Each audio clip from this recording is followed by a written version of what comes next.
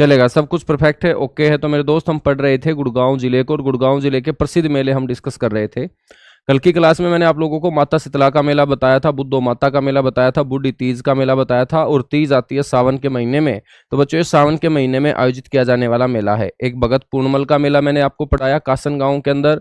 मुस्लिम समुदाय के लिए लगने वाला हरियाणा का सबसे प्रसिद्ध मेला गुड़गांव जिले के खोरी गांव में बच्चों आयोजित किया जाता है। एक मेला हमने पढ़ा महादेव का मेला।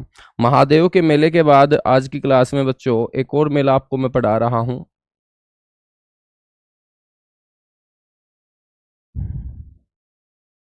इस मेले को बोलते हैं हम सरस आजीविका मेला।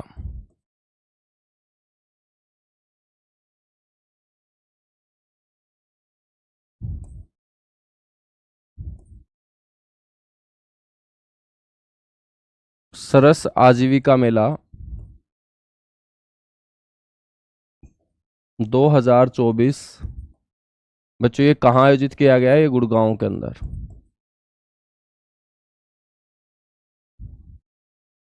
कहाँ आयोजित किया गया? गुरुग्राम के अंदर इसका आयोजन किया गया था।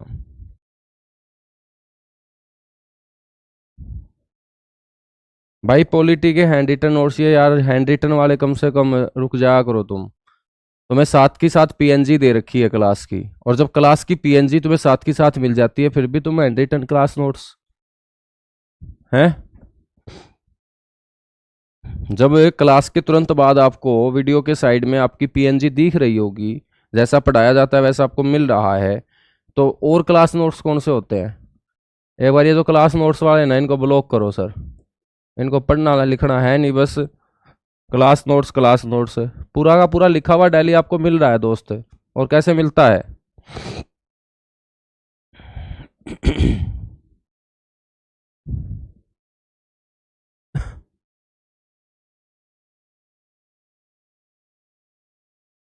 सर हम बात करेंगे बच्चों सरस आजीविका मेले के बाद। नेक्स्ट जो आपका मेला याद रखना है वो याद रखना है भादों का मेला। भादों का मेला जो है ये भाद्रपद महीने में लगता है, और भाद्रपद महीने में लगता है मेरे दोस्त ये गोगा पीर जी के सम्मान में।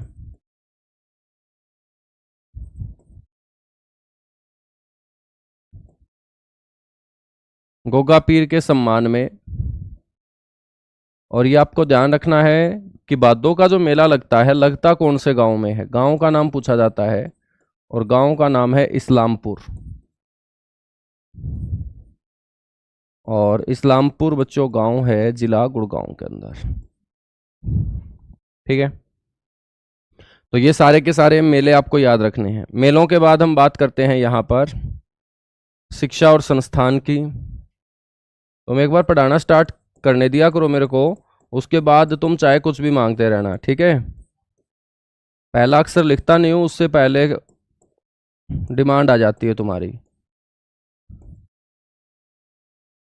हमने भी कोचिंग लिया यार, हम जब पढ़ते थे ना तो हम टीचर के ऊपर पूरा विश्वास कर लेते थे, और जब हमने टीचर के ऊपर पूरा विश्वास किया तो उन्होंने हमें बहुत अच्छा सिखाया, और सिखाया तो आज हम वहां से कमा भी रहे हैं। लेकिन जब से ये ऑनलाइन एजुकेशन आई है ना, तो विश्वास नाम की चीज तो मेरे हिसाब से रही नहीं है।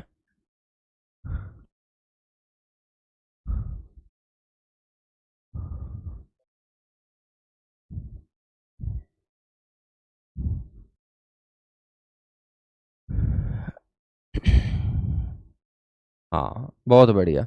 तो प्रसिद्ध शिक्षा और संस्थान हम बात करेंगे। सबसे पहले हम बात करते हैं, यहाँ प्राइवेट यूनिवर्सिटी है मेरे दोस्त, क्योंकि पैसा बहुत है ना गुड़गांव के पास। तो पैसा होगा तो वहां पर क्या होगा, प्राइवेट यूनिवर्सिटी आपको ज्यादा नजर आएंगी, जिसमें सबसे पहले आपको याद रखनी है अमिटी यूनिवर्सिटी।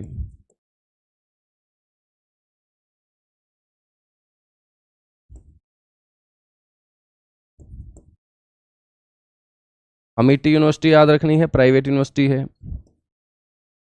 नेक्स्ट आपको एसजीटी यूनिवर्सिटी याद रखनी है, ये भी प्राइवेट यूनिवर्सिटी है। नेक्स्ट बच्चों आपको यहाँ पर गुरुग्राम यूनिवर्सिटी याद रखनी है।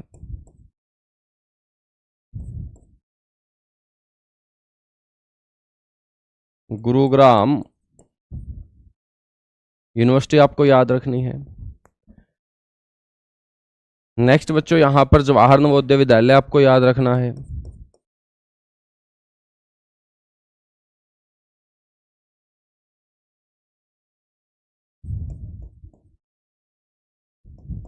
और जवाहर नवोदय विद्यालय जो है ना वो फर्रुख नगर के अंदर है। और मेरे दोस्त मैं आपसे पूछूं कि फर्रुख नगर कहाँ है तो आप बोलेंगे गुरुग्राम का हिस्सा है फर्रुख नगर। फर्रुख नगर तहसील है मेरे दोस्त गुरुग्राम जिले की। इसके बाद हम बात करें तो यहाँ पर SCERT है। SCERT की फुल फॉर्म भी पेपर में पूछी जा सकती है बच्चों। State council of education, state council of education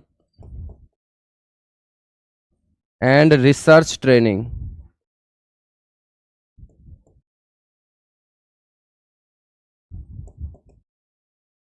ठीक है, हिंदी में इसे बोलेंगे राज्य शिक्षण एवं अनुसंधान, राज्य शिक्षण एवं अनुसंधान परिषद।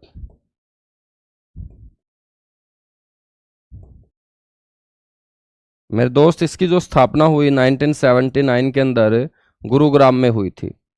SCERT के बाद आपको ध्यान रखना है हिप्पा। इसकी फुल फॉर्म भी पेपर में पूछी जाती है, हरियाणा इंस्टीट्यूट ऑफ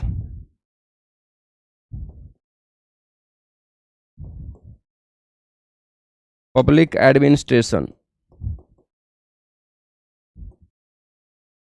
ठीक है, इसे हम बोलते हैं बच्चों हरियाणा लोक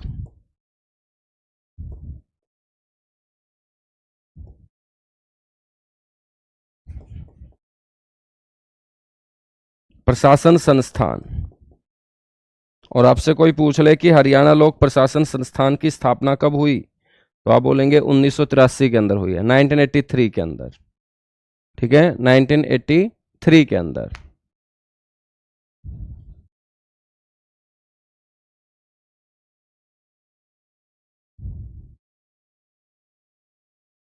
हिप्पा के बाद मेरे दोस्त हम बात करेंगे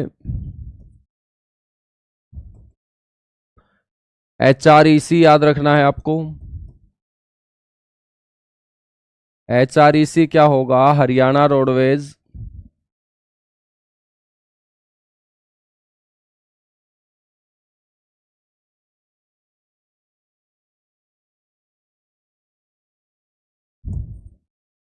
इंजीनियरिंग कॉरपोरेशन।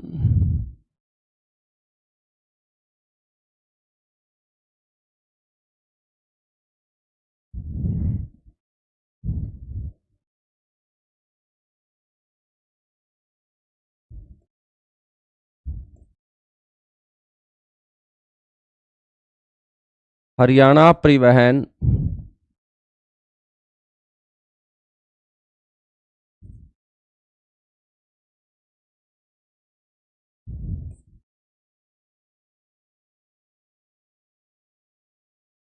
अभियांत्रिकी निगम इसे बोलते हैं दोस्त। और ये हरियाणा रोडवेज की बसों को तैयार करने का काम करता है। तो हरियाणा रोडवेज के जो इंजीनियर हैं वो कहाँ हैं? गुड़गांव के अंदर। और जिस कॉरपोरेशन का वो पार्ट होंगे उसे बोलते हैं HREC। और हरियाणा रोडवेज की बसों में आप लोगों ने ये नाम कई बार कई जगह छपा देखा होगा, HREC HREC। ठीक है, इसके बाद हम बात करते हैं यहाँ पर IIPM है। IIPM की फुल फॉर्म भी याद रखेंगे, इंडियन इंस्टीट्यूट ऑफ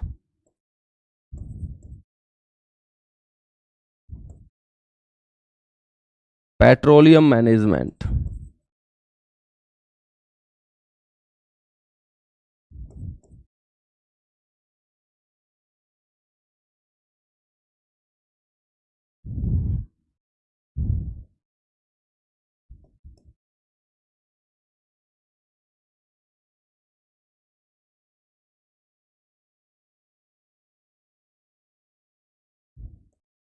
इसको बोलेंगे भारतीय petroleum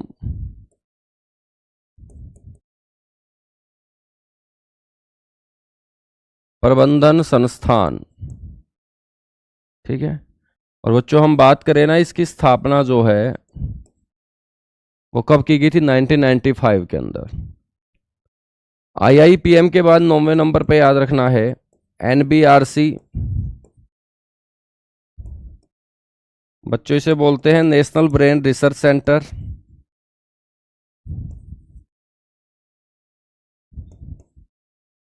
national brain research centre, Hindi में बोलते हैं राष्ट्रीय मस्तिष्क अनुसंधान केंद्र। आजकल देश में उल्टे दिमाग के बच्चे पैदा हो रहे हैं ना, किसी की नहीं मानते। तो बच्चों ऐसे दिमाग क्यों पैदा हो रहे हैं? दिमाग के ऊपर रिसर्च की जा रही है। तो राष्ट्रीय मस्तिष्क नेशनल लेवल का प्रोजेक्ट है और अपने हरियाणा में है।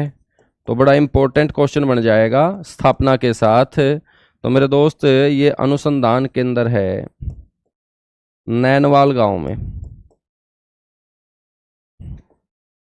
नैनवाल जो गांव पड़ता है ना, ये मानेसर का गांव है। और मानेसर पड़ता है बच्चों गुड़गांव के अंदर। बात करें इसकी स्थापना कब हुई, तो इसकी स्थापना हुई थी 1997 में। ठीक है, 1997 के अंदर। नेक्स्ट आपको ध्यान रखना है, यहां पर पर्यावरण प्रशिक्षण केंद्र है।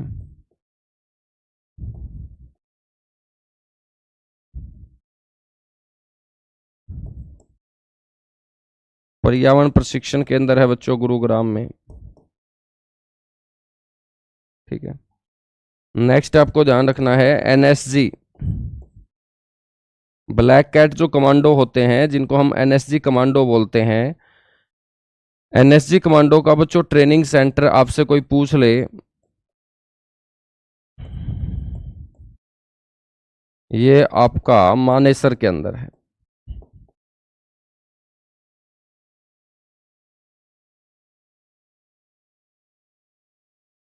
ठीक है बच्चों, गुड़गांव के अंदर याद रखना है एग्री बिजनेस स्कूल है।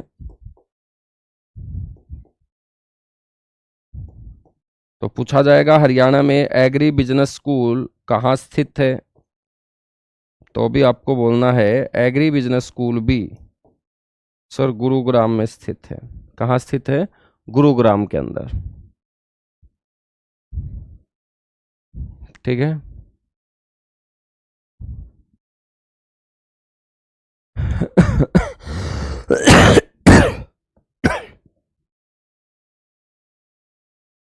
कीजिएगा फटाफट नोट, उसके बाद आगे बढ़ेंगे मेरे दोस्त।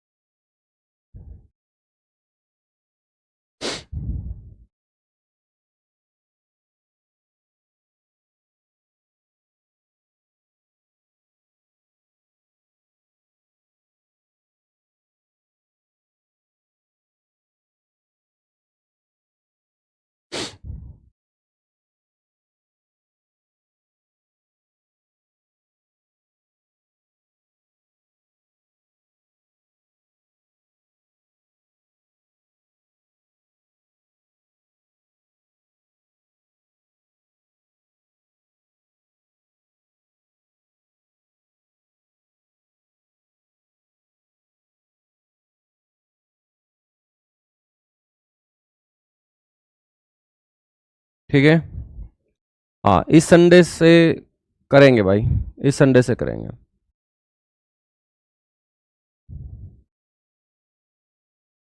कोई ना कीर्ति, सौरभ, ये वहां एक बार चेक कर लो, हुई होगी। नहीं हुई होगी तो मैं आज एक बार चेक करवाता हूँ, चलेगा। इसके बाद हम बात करते हैं दोस्त यहाँ पर शिक्षा संस्थान के बाद पर्यटन स्थलों की। कौन कौन से पर्यटन स्थल है यहाँ? पर्यटन स्थलों में हर टाइप का पर्यटन स्थल आ जाएगा, धार्मिक भी आ जाएगा, ऐतिहासिक भी आ जाएगा। ठीक है, पर्यटन स्थलों में सबसे पहले आपको ध्यान रखना है गुड़गांव के अंदर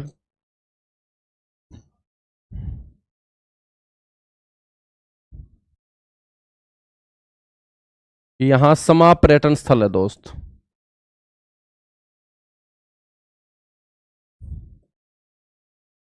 समा पर्यटन स्थल गुड़गांव।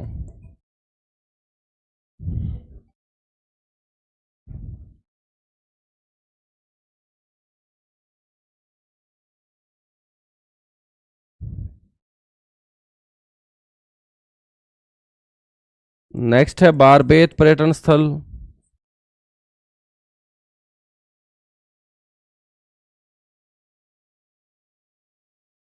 और हम बात करें तो बारबेत पर्यटन स्थल कहाँ होगा? ये होगा दोस्त सोहना के अंदर। तीसरे नंबर पे आपको ध्यान रखना है, यहां मस्जिद है, तोमा मस्जिद याद रखेंगे, अंशुमन मस्जिद याद रखेंगे। तोमा मस्जिद है, अंशुमन मस्जिद है गुड़गांव के अंदर। मस्जिद में बच्चों सराय अली वर्दी खां की मस्जिद है।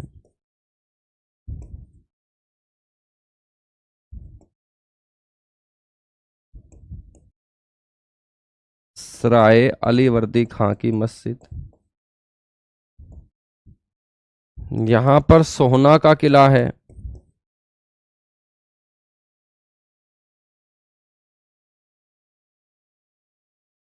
और इस सोहना के किले का निर्माण 18वीं सदी के अंदर बताया जाता है दोस्त। कौन सी सदी में? 18वीं सदी में। यहां पर हम बात करें तो गोपालगिरी का दुर्ग है।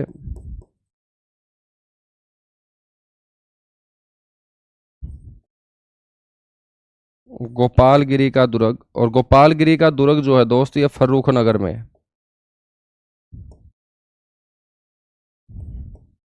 फर्रुख नगर, ठीक है। हम बात करें तो इस दुर्ग का जो निर्माण है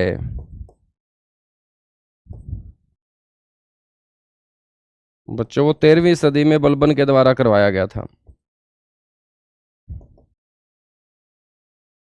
बलबन जो गुलाम वंश का शासक था उसके द्वारा इसका निर्माण मेवात क्षेत्र में शांति स्थापित किए जाने के उद्देश्य से करवाया गया था। नेक्स्ट हम बात करें तो यहां महल है जिसको बोलते हैं बेगम समरू का महल।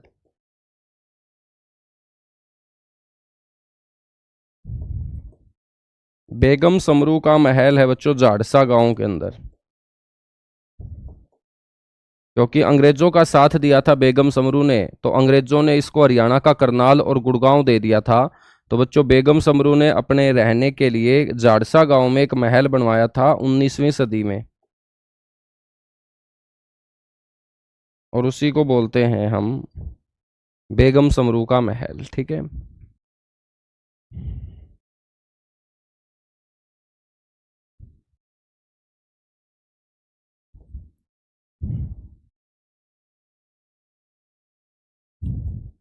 नेक्स्ट आपको यहां पर ध्यान रखना है शीश महल।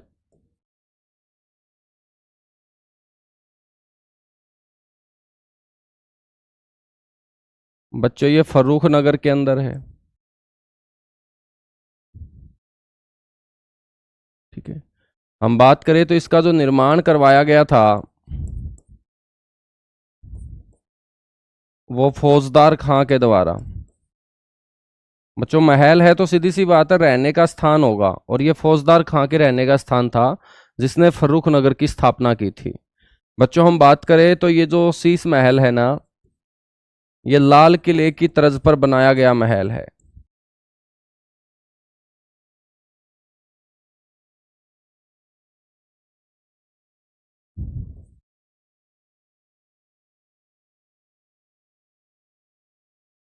तो ये लाल किले की तर्ज के ऊपर बना क्या है आपका महल है, इसे बोलते हैं शीश महल।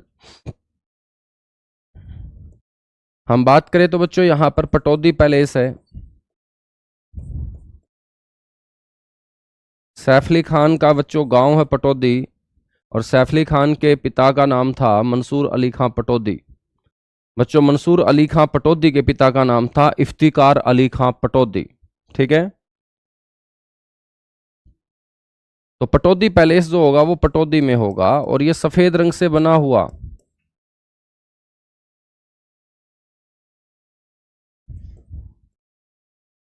बच्चों महल है, इसी को हम हरियाणा का व्हाइट हाउस भी बोलते हैं।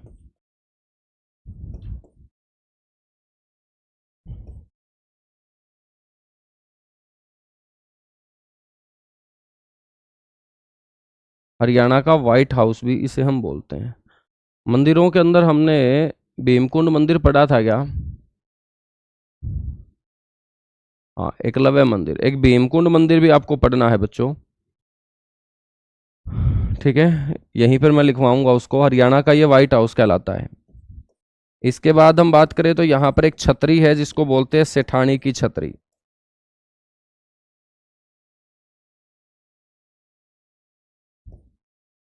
ठीक है, सेठानी की छतरी, गुरुग्राम।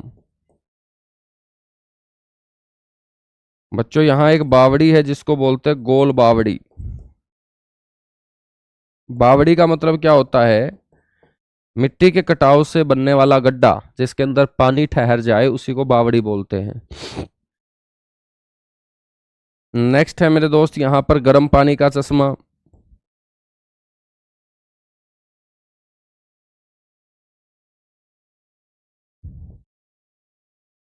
चश्मा बोल सकते हैं या कुंड बोल सकते हैं। ये सोहना में है। आपसे ये पूछ लिया जाए कि इसका जो पानी है वो गर्म क्यों रहता है, तो आपको बोलना है गंधक या सल्फर के कारण।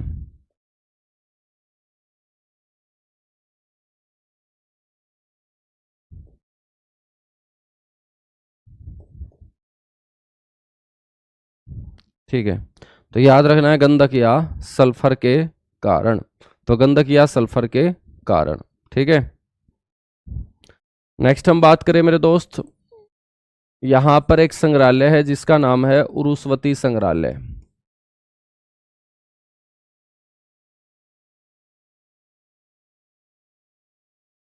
उरुस्वती संग्रहालय ये कहाँ होगा? गुरुग्राम में होगा।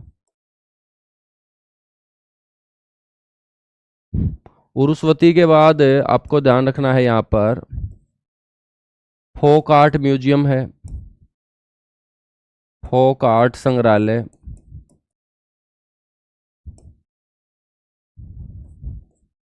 बच्चों ये भी गुरुग्राम में है।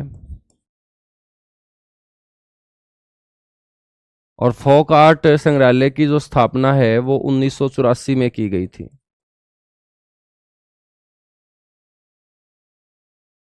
1984 में केसी आर्यन के द्वारा।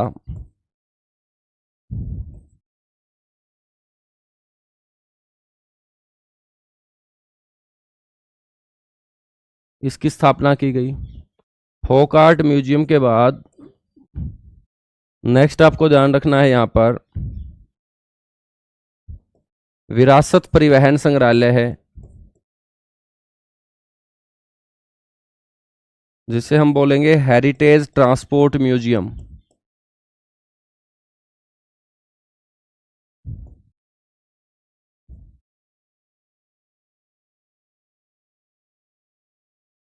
ठीक है, नेक्स्ट हम बच्चों बात करें यहाँ किंगडम ऑफ ड्रीम है।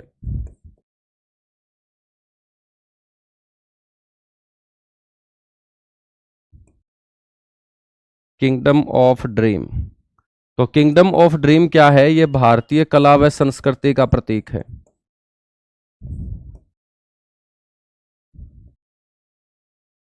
भारतीय कला व संस्कृति का प्रतीक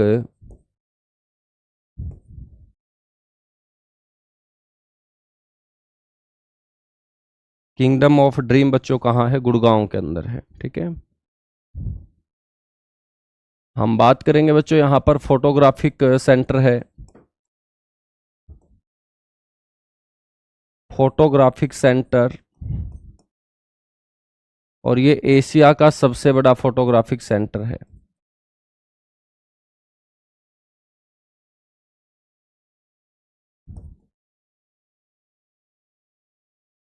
एशिया का सबसे बड़ा, तो जितने भी कैमरे आज तक यूज हुए हैं ना, उन सारे के सारे कैमरों की प्रदर्शनी बच्चों आपको यहाँ लगी हुई नजर आएगी। इसे बोलते हैं फोटोग्राफिक सेंटर।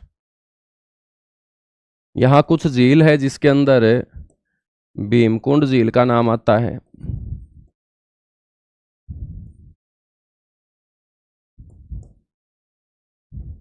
और भीमकुंड जो झील है बच्चों, इसको पिंचा खेड़ा जोहड़ के नाम से भी जाना जाता है।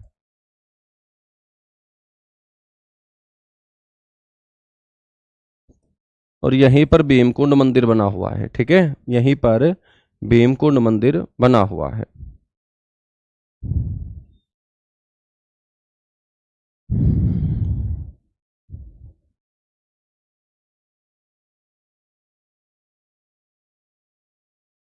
भीमकुंड झील के बाद नेक्स्ट आपको ध्यान रखना है, यहां पर बसई झील है।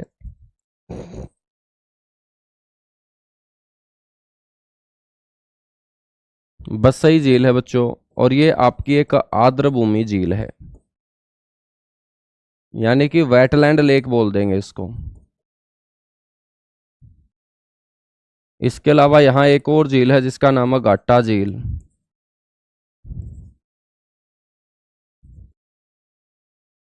ये घाटा गांव के अंदर है।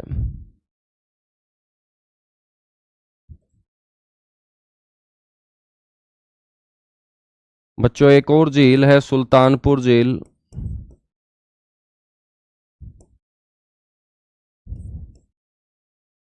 और ये गांव सुल्तानपुर में पड़ती है। गांव सुल्तानपुर तहसील फर्रुख नगर में पड़ता है बच्चों। ठीक है, ये जो झील है ना, इसे पक्षियों का स्वर्ग स्थान कहा जाता है।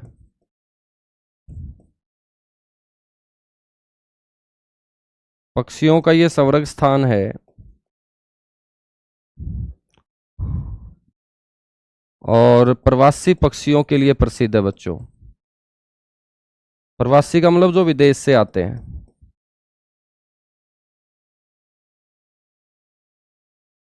तो प्रवासी पक्षियों के लिए ये क्या है, प्रसिद्ध है। इन प्रवासी पक्षियों में साइबेरियन जो सार्स है, जो सर्दियों के मौसम में हर बार अपने बहुत बड़े परिवार के साथ यहाँ आता है।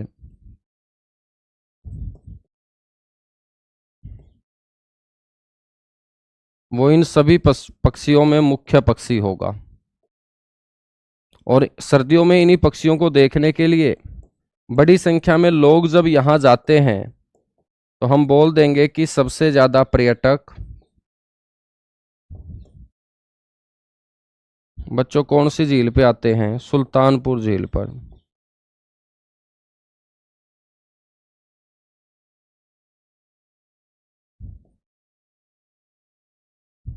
ठीक है, हम बात करें तो इसे वर्ष 2021 में रामसर स्थलों की सूची में भी शामिल किया गया।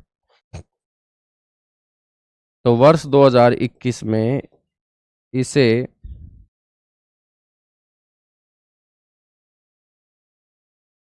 रामसर स्थलों की सूची में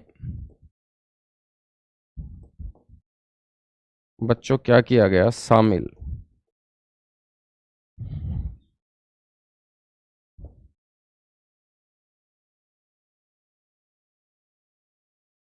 ठीक है, अंतर्राष्ट्रीय स्तर पे ये पहचान बना चुकी है अपनी। नहीं आते भाई, अभिषेक नहीं आते, उसको छोड़ दे। ठीक है, उसको छोड़ दे, नहीं आते।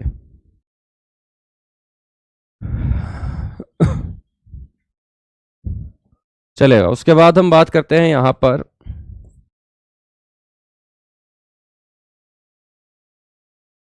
डीएलएफ गोल्फ कोर्स है मेरे दोस्त, एक गोल्फ कोर्स भी याद रख लेना।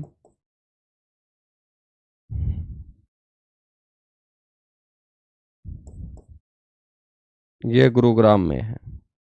यहाँ पर एबियंस मॉल भी है।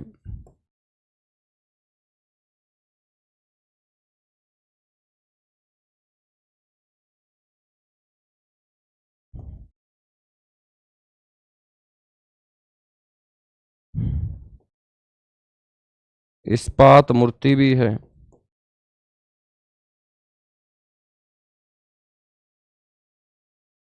और ये स्टील से बनी हुई प्रदेश में सबसे ऊंची मूर्ति है।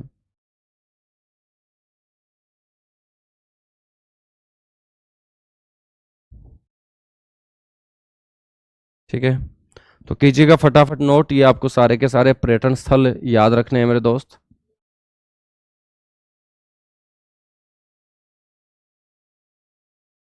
उसके बाद हम स्टार्ट करेंगे यहाँ पर पढ़ना पर्सनैलिटी, महान व्यक्तित्व।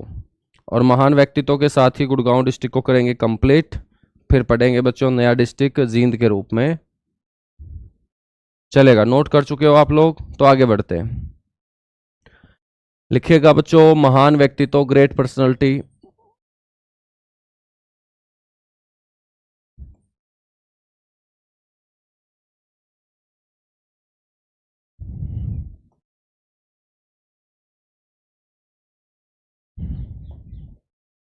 महान व्यक्तित्व में आपको ध्यान रखना है बच्चों, सबसे पहले गीता जुत्सी।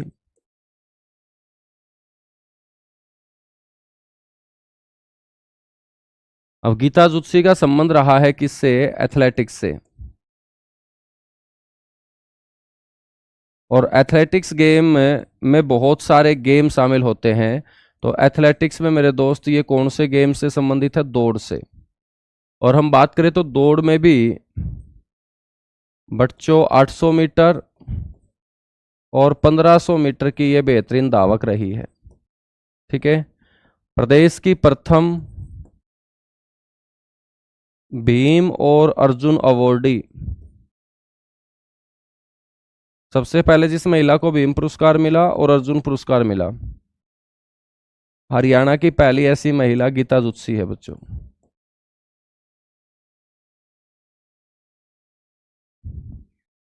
ठीक है। गीता जुत्सी के बाद नेक्स्ट आपको ध्यान रखना है यहां पर शिवानी कटारिया।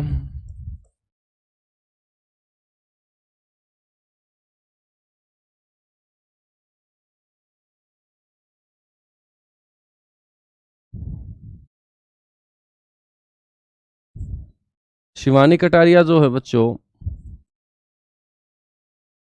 ये कौन से खेल से संबंधित है? तैराकी खेल से। शिवानी कटारिया के बाद तीसरे नंबर पे आपको ध्यान रखना है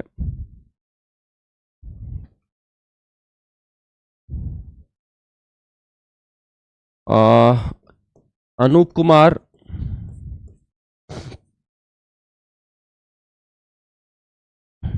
अनूप कुमार का संबंध रहा है कबड्डी खेल से। भारतीय कबड्डी टीम के कैप्टन भी रहे हैं अनूप कुमार।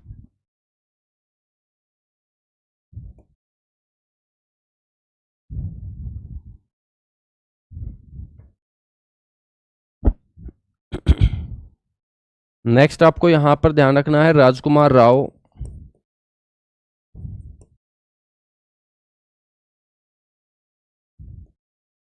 बच्चों ये बॉलीवुड अभिनेता हैं।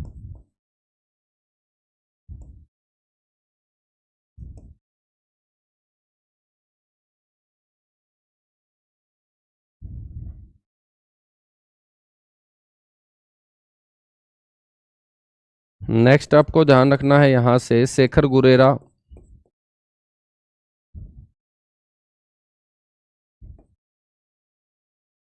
बच्चों ये प्रसिद्ध कार्टूनिस्ट हैं।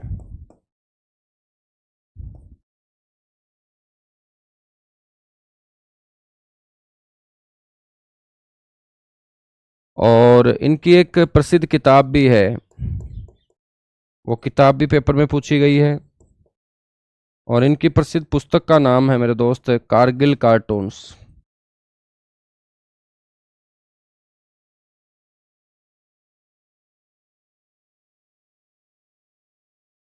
ठीक है। कारगिल कार्टून्स, तो याद रखेंगे कारगिल कार्टून्स। ठीक है। तो कारगिल का जो युद्ध हुआ था 1999 में, जिसे हम ऑपरेशन विजय के रूप में बच्चों जानते हैं, तो वहां पर भारतीय सैनिकों की जो पराक्रम है, बहादुरी है, वो पाकिस्तानी सैनिकों के ऊपर कार्टून के माध्यम से दिखाया गया है। और इस किताब को बोलते हैं कारगिल कार्टून्स। ठीक है। नेक्स्ट है बच्चों प्रीतम रानी सिवाच।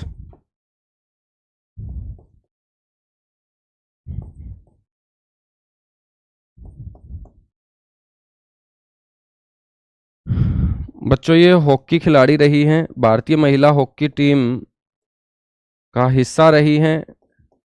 और अब सोनीपत में इनकी शादी हो रखी है, सोनीपत में रह के ये हॉकी की एकेडमी चलाती है। और इनको द्रोणाचार्य पुरस्कार से भी सम्मानित किया जा चुका है।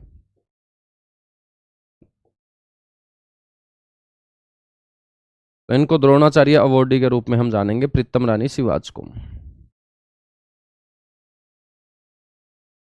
नेक्स्ट हम बात करते हैं आशीष नेहरा।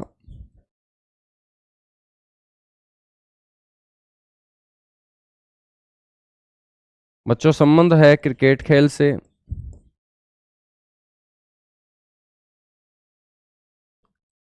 भारतीय क्रिकेट टीम का हिस्सा रहे, गुड़गांव से आते हैं।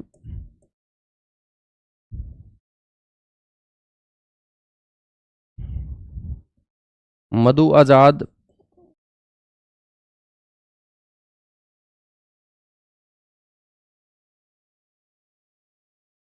गुड़गांव की पहली महिला मेयर है बच्चों मधु आजाद।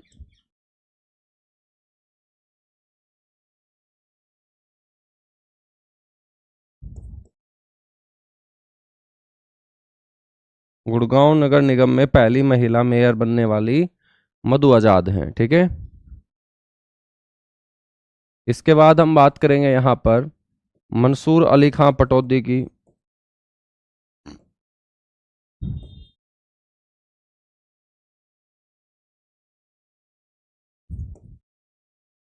बच्चों सैफ अली खान के पिता करीना कपूर के ससुर हैं ये।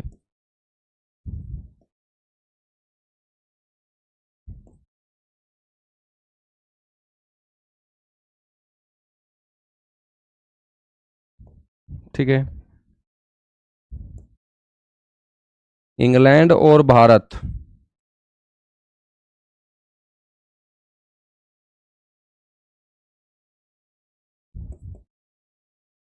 दोनों देशों से क्रिकेट खेलने वाले खिलाड़ी हैं।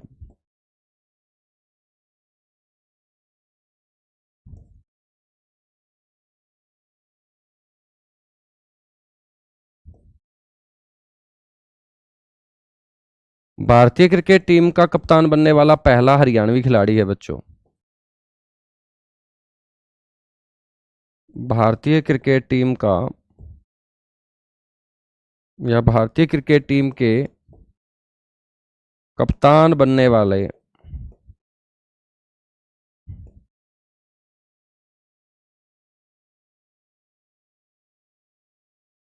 प्रथम हरियाणवी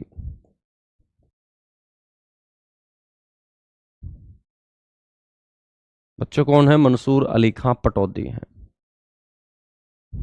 ठीक है ना।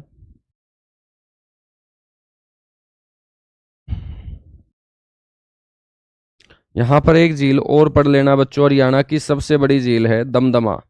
कोई रह भी जाएगी ना तो ज्योग्राफी में जब पढ़ेंगे तब आ जाएंगे, ये दोबारा नाम रिपीट होंगे सारे के सारे, तो तुम चिंता मत किया करो। कोई एक दो नाम रह भी जाता है तो वो दोबारा आ जाएगा, क्योंकि अपने को वो फिर ज्योग्राफी के अंदर ड्रेनेज सिस्टम में पढ़ना है, जहां पर हम हरियाणा की नदी नहर झील बांध सब पढ़ेंगे ना, तो वहां पे लपेटे में आ जाएंगी। कोई एक दो रह जाए तो चिल्लाया मत करो। तो दमदमा जो झील है बच्चों, ये दमदमा गांव के अंदर है और ये सबसे बड़ी झील है हरियाणा की। क्योंकि कई बार इतने नाम दिमाग में चलते हैं तो कोई एक दो रह भी जाता है, लेकिन जब हम टॉपिक वाइज चलेंगे ना चीजों को लेके, तब ये अपने आप लपेटे में आ जाएंगे। 10वीं जो शख्सियत है बच्चों वो है अयोध्या प्रसाद गोयलिया।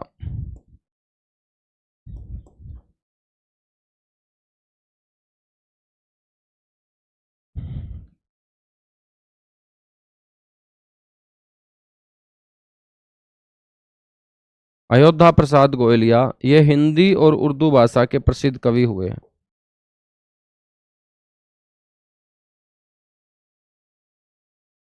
और क्वेश्चन ऐसे पूछा जाएगा मेरे दोस्त कि बताइएगा एक ऐसा हरियाणा से उर्दू भाषा का कवि जिसने अपनी कविताओं के माध्यम से श्रोताओं को मंत्रमुग्ध किया, तो बच्चों वो अयोध्या प्रसाद गोयलिया होंगे, ठीक है। हाँ बिल्कुल पूजा, सही बात बोल रहे हो।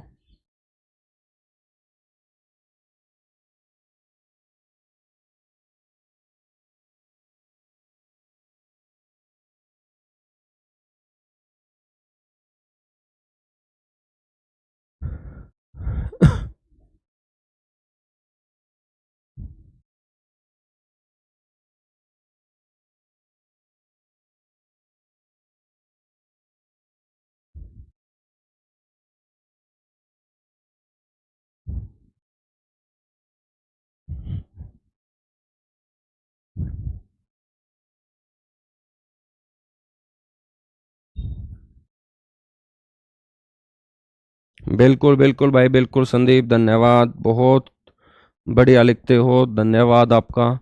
चलेगा, आगे बढ़ेंगे। महान व्यक्ति तो अपना कंप्लीट, और इसके साथ ही बच्चों जिला गुड़गांव भी कंप्लीट। ठीक है, गुड़गांव के